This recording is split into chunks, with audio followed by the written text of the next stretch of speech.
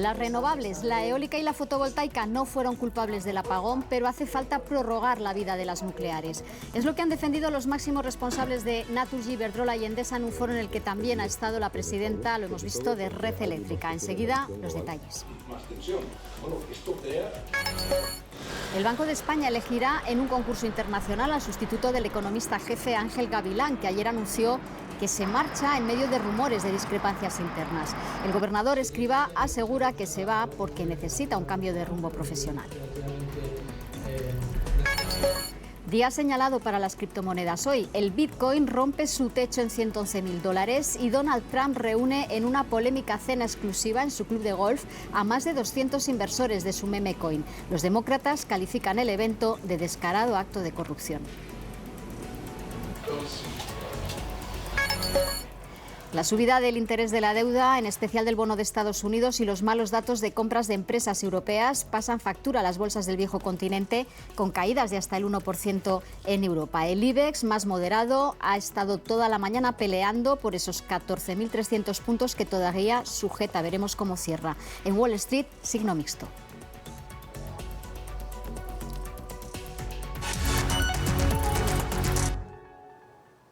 Esto es La Economía en 24. Buenas tardes. Enseguida vamos a desgranar todos esos asuntos y hablaremos también del nuevo orden mundial, de este libro que acaba de publicar Daniel Lacalle. Daniel, buenas tardes, gracias por venir. Muy buenas tardes, muchísimas gracias por invitarme. Hablaremos del libro y demás, no haremos un umbral. Por supuesto, por supuesto. Saludamos también a Adrián Bernabeu, autor de Bitcoinismo, con quien conversaremos también. Hola, ¿qué tal, Adrián?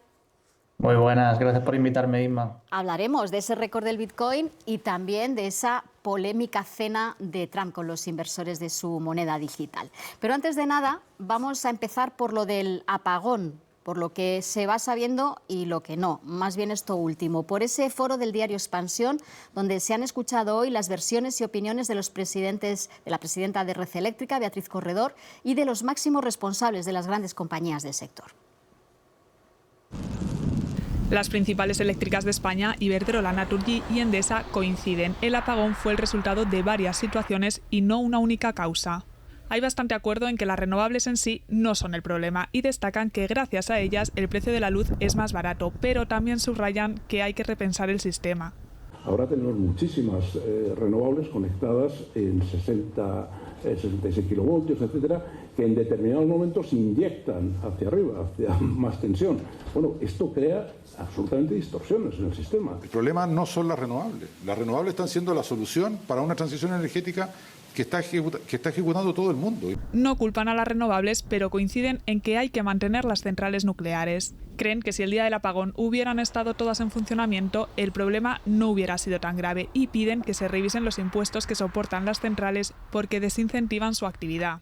Alarguemos a un permiso técnico como el que gozan el resto de reactores nucleares y mientras tanto repensemos. La presidenta de Red Eléctrica no ha entrado en ese debate, dice que no le corresponde. No lo decide Red Eléctrica, lo decide el Gobierno, que hace una propuesta de orientaciones de política energética, que es su competencia, y le pregunta al operador, dime técnicamente cómo lo hago posible. Beatriz Corredor insiste en que es la primera interesada en aclarar qué provocó el apagón. Todos, eso sí, han coincidido en elogiar la rapidez con que se recuperó el suministro eléctrico. Bueno, pues en ese mismo foro donde se ha celebrado ese debate transcurrió anoche también la comidilla económica que circuló toda la tarde en mentideros periodísticos y financieros, el salseo que se dice ahora, y que apuntaba al Banco de España. El martes, lo contamos aquí, el organismo publicó su informe más importante del año, el que hace balance del ejercicio anterior. El máximo responsable de ese informe, el economista jefe del banco, Ángel Gavilán, anunció ayer, después de presentar el informe, solo un día después, que se va, que se marcha del banco. Y enseguida saltaron informaciones que citaban a fuentes de su entorno que aseguraban que se iba por discrepancias internas, porque no había hecho el informe que él quería realmente hacer. Anoche justo participaba el gobernador en ese foro y, claro, le preguntaron por esto. De Ángel Gavilán, ya hace como, yo diría, mes y medio, me trasladó que veía la etapa de alta responsabilidad en el banco, de 6 años entre director de departamento y después director general, pues como agotada y que quería pues nuevos retos. Sí, esa es la explicación que hay.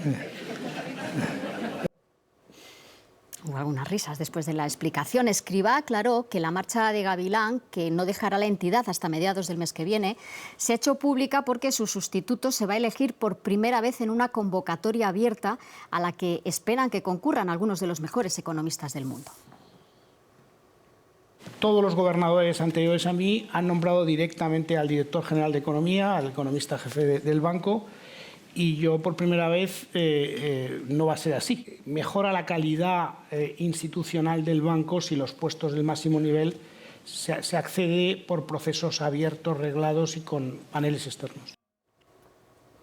Decía Escrivá que es bueno para el banco que se elija entre los mejores candidatos en un proceso abierto y reglado, y le recordaron también las críticas que suscitó su nombramiento por parte del Gobierno recién salido del Gobierno. Que a veces tenemos en España debates pues muy estrechos para lo que es el mundo de la independencia de los bancos centrales. A mí siempre me sorprendió ese debate, pero no me preocupó nada porque, claro, yo soy genuinamente independiente.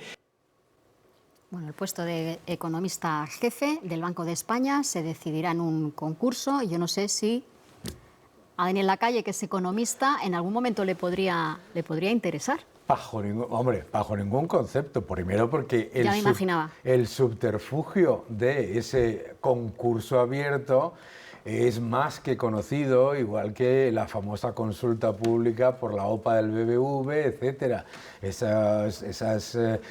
Pero sobre todo, mira... Bueno, vamos a dejar que lo hagan, ¿no? A ver cómo sale. No, yo creo que hay que partir de la base, y es importante recordarlo, de que va a ser, y ya verás, y si quieres lo comentamos cuando se anuncie, ya verás el nombramiento. Pero en cualquier caso... ¿Porque tienes algún nombre? No, porque se utiliza el subterfugio de un supuesto concurso abierto para que precisamente, es un sistema que se utiliza también en muchos otros sitios, precisamente para que sea la persona más cercana al gobierno de turno. Ojo, que no es desafortunadamente una práctica española solamente, pero que es uno de los grandes factores de riesgo que está llevando a lo que es un clamor en el mundo de los mercados, que es la falta de independencia de los bancos centrales. Tú, por ejemplo, ves aquí en España lo que hizo el Banco de Inglaterra cuando hizo un concurso abierto y acabó siendo gobernador del Banco de Inglaterra un señor canadiense que a la sazón es ahora el primer ministro en Canadá. No. ¿Y por qué? Mira, lo que ocurre en el Reino Unido, nos puede gustar o no nos puede gustar, es que son concursos realmente independientes y realmente abiertos que pueden traer resultados completamente contrarios a los deseados. Y la demostración de que son abiertos es esa, ¿verdad? A mí me gustaría lanzar un mensaje a favor de Ángel Gavilán. Yo tengo el honor de conocerle desde hace muchos años, un profesional absoluta y totalmente intachable, una persona que... ¿Tú tienes información? Sí. Pues no sé si has podido hablar con él o de su entorno, porque claro, ayer decían, fuentes de su entorno dicen que se ha ido por discrepancias, claro, porque el informe no ha hecho lo que él quería hacer, pero a él no le hemos escuchado. Claro. Y el gobernador dice que, bueno, que es que esto ya era algo que le había dicho, que se quería ir hace más de un mes. Ángel Gavilán es una persona profundamente comprometida con la institución que es el Banco de España y no va a decir nada malo contra el Banco de España. Pero tenemos una evidencia. El informe del año anterior era más del doble comparado con el que se ha publicado. El que se ha publicado es un informe que parece un informe de estos de gobierno corporativo de las empresas, ¿sabes? Una cosa publicitaria. Se ha eliminado prácticamente la totalidad del análisis del sistema de pensiones, que era un elemento clave del análisis del anterior y de los anteriores. Se ha eliminado prácticamente toda recomendación al gobierno en cuanto a los retos. Todos los informes del Banco de España siempre son diplomáticos. No caigamos en el error de pensar que los informes del Banco de España son rompedores y que atacan a los gobiernos, pero siempre han tenido la independencia suficiente para constantemente poner en manos del gobierno las herramientas y la información de lo que realmente son desequilibrios que hay que analizar. Y me parece muy preocupante que de un año a otro se pierdan más de 100 páginas muy importantes para cualquier analista. Cuando yo leí el informe, dije, pero si esto parece un publireportaje, no me puedo creer lo que ha pasado. Entre las cosas que sí decía el informe, y que ayer abundó el gobernador también en ello, era la calidad de las instituciones ha ido cayendo en los últimos años, no dice de ahora, en los últimos 20 años, y eso al final afecta a la productividad. Y también decía ayer el gobernador, y también lo reflejaba el informe, hay que contabilizar mejor cómo llegamos al déficit, porque se pueden escapar cosas. O sea, que por ahí también decían cosas con las que estarías de acuerdo. Pero que además son legítimas, pero no lo suficientemente detalladas. Esto es muy importante, porque yo entiendo que para el ciudadano medio un informe del Banco de España, pues dice, ¿y a mí qué más me da? Pero para los economistas es muy importante, y no solamente para los economistas, es muy importante que los gobiernos tengan elementos de información que sean realmente críticos, ¿no? Y críticos desde un punto de vista, por supuesto, claramente diplomático, ¿de acuerdo? Diplomático o constructivo, como querramos llamarlo. Como Hernández de Cos, ¿quieres decir? Sí, porque eso es la importancia de un banco central. O sea, un banco central no está para blanquear la política fiscal del gobierno. Un banco central está para criticar y poner límites a la política fiscal del gobierno. Si no, entramos en el riesgo de que pase lo que terminó pasando en Argentina, lo que pasó en tantos otros países. Si el Banco Central se convierte en un apéndice del gobierno, el Banco Central pierde su posición, aunque sea parte del Banco Central Europeo, pierde su posición como garante de la responsabilidad fiscal. Y lo que acabas tú de decir del déficit es muy importante porque si vamos al análisis del déficit estructural, de las dificultades que se están generando en España para alcanzar la estabilidad presupuestaria, de los informes anteriores, tenías una enorme cantidad de información específica y muy, muy importante para los gobiernos. En este se da una pequeña pincelada diciendo que a lo mejor el déficit no está bien calculado, eso lo sabemos, que luego aparecen no décimas, sino puntos de PIB cada vez que cambia un gobierno.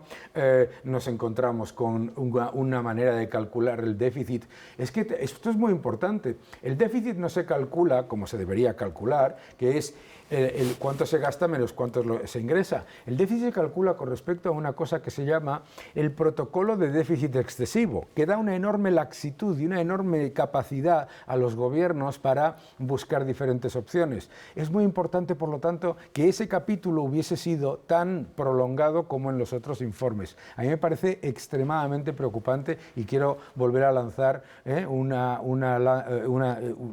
mensaje de que Gavilán ha sido un gran economista jefe del banco.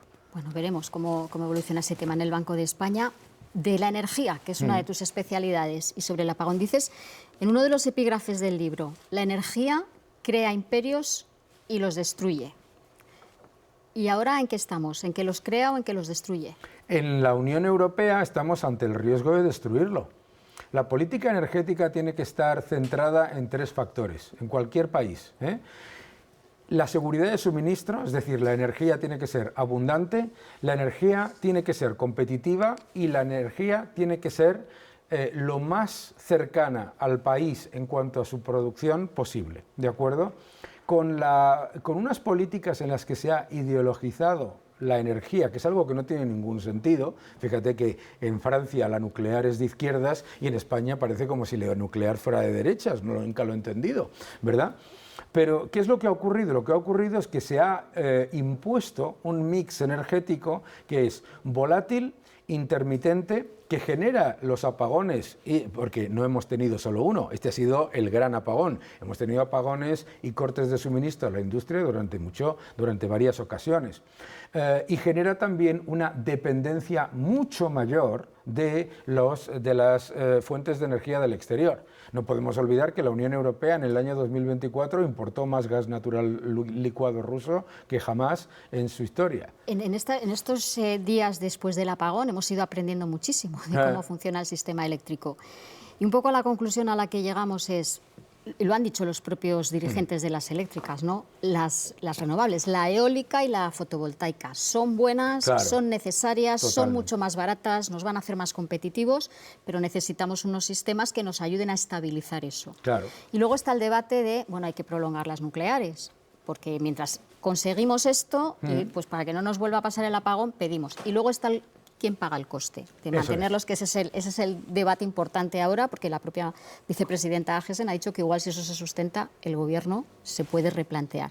Pero claro, cuando se dice, no, es que hay gente en contra de las nucleares, cuando hablamos de los riesgos, es verdad que dices, desde Chernóbil o Fukushima no pasó nada, pero siempre tenemos que tener presente esto, ¿no? Que si hay un riesgo en una nuclear, si hay un accidente, lo tenemos que saber todos y ser conscientes de eso y decidir también de acuerdo a eso. Pero tenemos que decidir en base a la realidad. No podemos decidir una posición ideologizada como la de Alemania teniendo 70 reactores nucleares enfrente. No tiene ningún sentido. Es una especie de visión de PowerPoint en la que se supone que si hay un accidente en la frontera de Francia con Alemania se va a solucionar todo, o con España. Entonces, primero y más importante, ni Chernóbil ni Fukushima fueron accidentes que tienen nada que ver con el sistema nuclear que existe ahora mismo.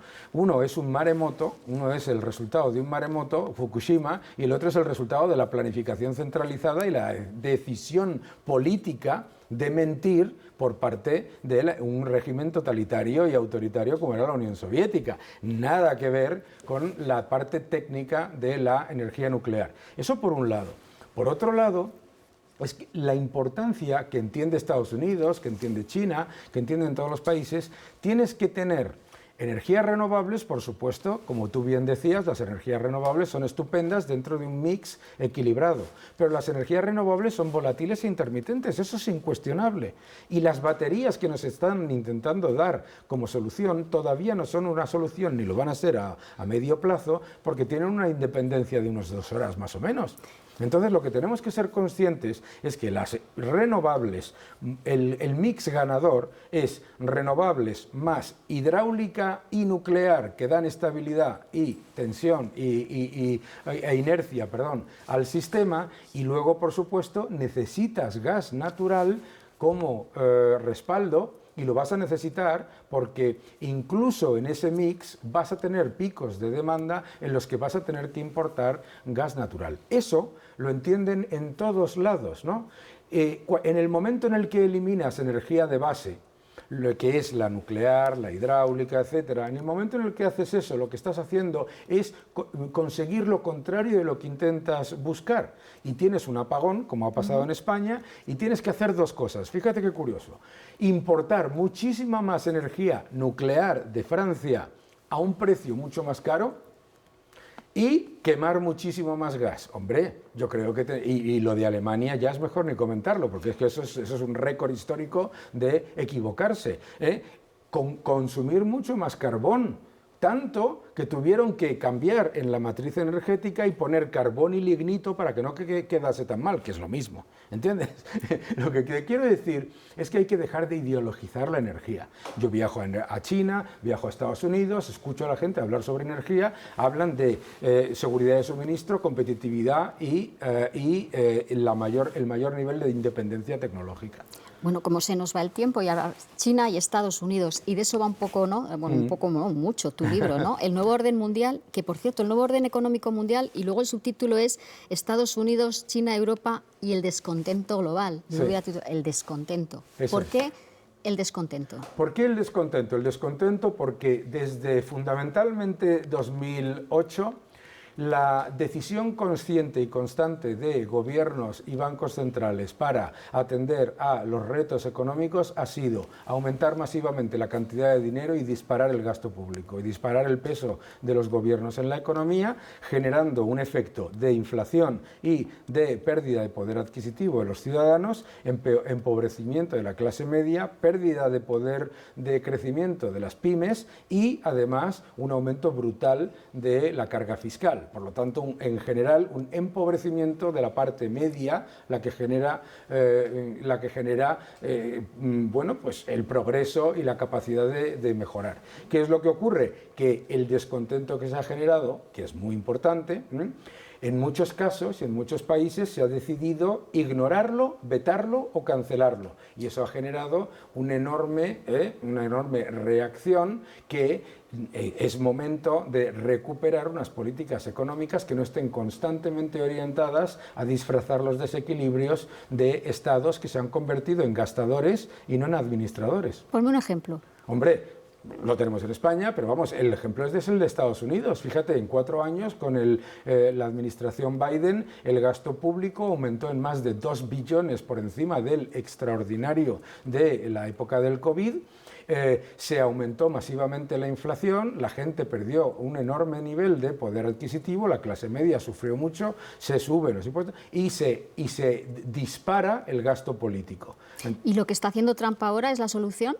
Lo que está haciendo Trump ahora es el principio de la solución, no sé si lo va a hacer, claro, o sea, lo que desde luego no puede ser es la idea de que en la administración Biden, por alguna razón que todavía no entendemos, compró el mensaje falaz de eso que se llama la teoría moderna monetaria, que es ni teoría ni moderna ni monetaria, porque se ha aplicado toda la vida, que es vamos a hacer el peso del Estado gigante y eso va a disfrazar, que lo hizo, el Producto Interior Bruto. En el año 2024 todo el crecimiento de Estados Unidos fue déficit, 2 billones de dólares, 1,7 billones de crecimiento.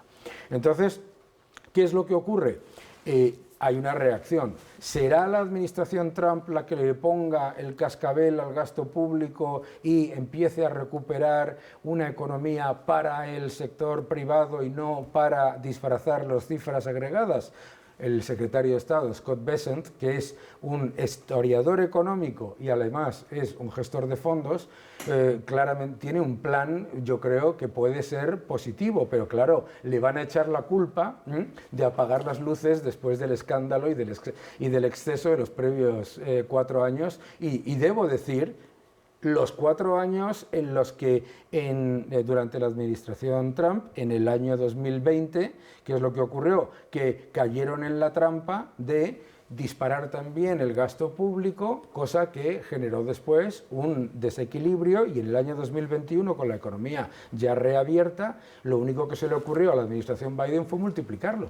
Se nos va el tiempo y tenemos también a Adrián esperando. Vamos a ir a lo del Bitcoin. Bitcoin, ahora no te vayas, que ahora récord, seguimos contigo. Pero vamos a ver antes de nada cómo ha acabado la bolsa, cómo ha terminado el IBEX, una sesión que ya decíamos ha sido complicada en las plazas europeas. El IBEX, bueno, pues no ha logrado sostener esos 14.300 puntos. Ya venimos contándoles esta semana que hay cierta preocupación por el bono estadounidense, que ha subido sobre todo después de que Moody's diera la puntilla a la calificación, sumándose a las otras 2 agencias que han rebajado la nota de la deuda de Estados Unidos. En Europa también hemos conocido algunos datos sobre lo que invierten las empresas en compras, que han ido peor de lo esperado, y eso es lo que ha tenido revueltas las bolsas esta mañana. Y el Bitcoin, gran protagonista hoy, porque nuevo récord, 111.000 dólares. Donald Trump, además, esta noche va a invitar a cenar en su exclusivo club de golf a las 220 personas que más dinero han invertido en todo el mundo en su criptomoneda, en su memecoin, un token que ha disparado su valor en las últimas horas, también a propósito de este encuentro, pero que genera controversia incluso dentro del propio Partido Republicano. De los 220 comensales esta noche, el mayor inversor es él, el empresario chino Justin Sun, multimillonario hasta el punto de haber pagado 6 millones de dólares por este plátano y cinta aislante en una subasta. En las Trump Coins, estas monedas virtuales creadas por el republicano, se ha gastado 16 millones de dólares. Soy un gran fan de las cripto, asegura el presidente, el mismo que hace 4 años llamó a las bitcoins estafa contra el dólar. Pero ahora ha visto una oportunidad de negocio, las sacó al mercado 2 días antes de jurar su cargo, en enero, y ahora, para revalorizarlas, ha organizado una subasta en la que los mayores postores serían invitados a una exclusiva cena en su club de golf cerca de Washington. Los participantes son millonarios, muchos de ellos anónimos, que han pagado cifras de vértigo para asegurarse un asiento, sin cámaras, sin prensa y sobre todo con él, para promocionar y hablar sobre las criptos. Y a los 25 mayores inversores, además, les ha prometido un tour por los rincones de la Casa Blanca. En solo un día las Trump Coins han aumentado su valor frente a otras que han caído, como el Bitcoin, algo que cuestionan demócratas y reguladores e incluso algunos del bando republicano. Creen que supone un conflicto de intereses, que abre la puerta a la injerencia extranjera y la financiación ilegal y que manipula el mercado, lo mismo que se achacó en su día a Milley con su criptomoneda Libra, un juego de crear divisas al que se ha apuntado incluso Melania Trump.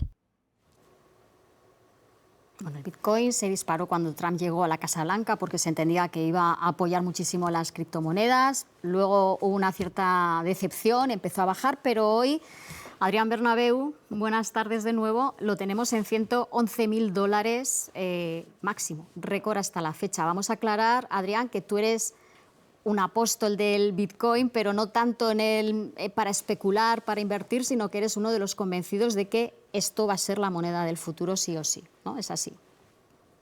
Bueno, en realidad no tiene por qué ser la moneda del futuro, pero sí probablemente una reserva estratégica y mundial que tiene mucho sentido hacerlo de este modo, más parecido a lo que es el oro realmente. Por eso la confusión que hay con ese tipo de meme coins relacionadas con Trump y que Trump utiliza como forma de marketing, pues al final no dejan buena imagen para Bitcoin y confunden demasiado a la gente que desconoce de este mundo. Porque ha llegado hoy el Bitcoin a ese récord y luego lo vamos a volver a caer, que es la tónica de la criptorreina, y luego volver a subir.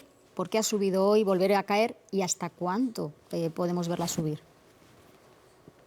Bueno, la mayor relación que tiene es con la creación de masa monetaria, o sea, con el M2, digamos, con el aumento de la liquidez global. O sea, esa es la mayor correlación que tiene Bitcoin. Y ya dijo Trump que estaba dispuesto a imprimir a saco, ¿no? Sin ningún tipo de medida, principalmente para devaluar parte de la deuda que tiene pues, con China y también el déficit que tienen y demás. Entonces, básicamente, esa es la mayor correlación que tiene. Es cierto que hay pues, otros grandes compradores, como MicroStrategy, que está haciendo pues, que también haya una gran subida, porque son al final compradores en masa, como pasa con los ETFs y con muchos otros, como BlackRock y demás. MicroStrategy ya tiene pues, unos más de 64.000 millones. Son unos 576.000 bitcoins aproximadamente, y así siguen comprando. Los ETFs también solo en esta semana llevan unos 600 millones comprados pues a través de BlackRock, de ARK Invest, de Bitwise y de muchos otros.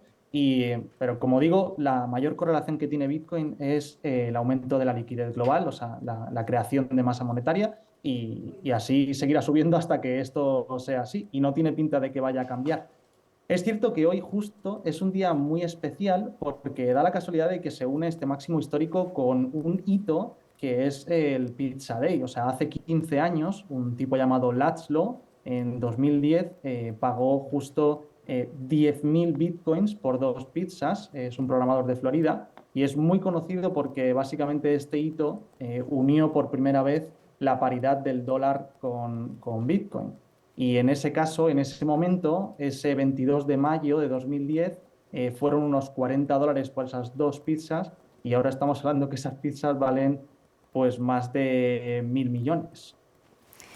Cifras astronómicas, siempre que hablamos del Bitcoin. Adrián Bernabeu, muchísimas gracias. Hasta otro día.